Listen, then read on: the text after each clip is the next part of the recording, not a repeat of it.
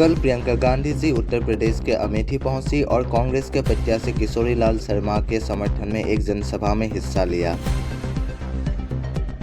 10 साल की थी तब पहली बार आई थी, तो मैंने जब सफेद जमीन देखी तो मैंने पिताजी से पूछा कि ये जमीन सफेद क्यों है, मैंने तो कभी देखी नहीं थी ऐसी। तो कहने लगे कि इसमें नमक बहुत होती है, ये उपजाऊ जमीन नहीं है, इसमें कुछ उगता नहीं है। वो तब की स्थिति थी। और आज जहां जहां जाएं आपको अमेठी में हरियाली दिखती है। तो जो नौजवान हैं उनको ये बात मालूम नहीं है कि यहाँ ऊसर सुधार की कितनी बड़ी योजना मेरे पिताजी लाए थे। 2 योजनाएं लाए थे, एक ऊसर सुधार के लिए और एक सिंचाई के लिए।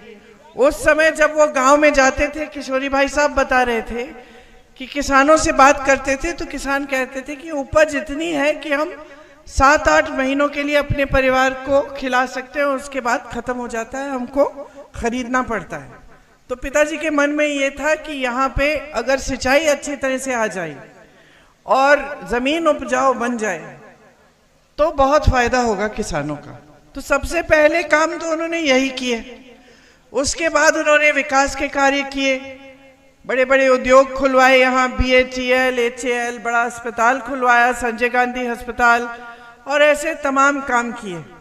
आज जो सड़कें अमेठी को बाकी देश से जोड़ती हैं, जो बड़ी बड़ी हाईवे हैं, ये भी सोनिया जी के कार्यकाल में बनी और राहुल जी के कार्यकाल में बनी। तो यहाँ पे जितना विकास हुआ, आपने देखा कि अगर निष्ठा से कोई काम करता है, नियत सही होती है तो नीति भी सही होती है, विकास अच्छी तरह से होता है।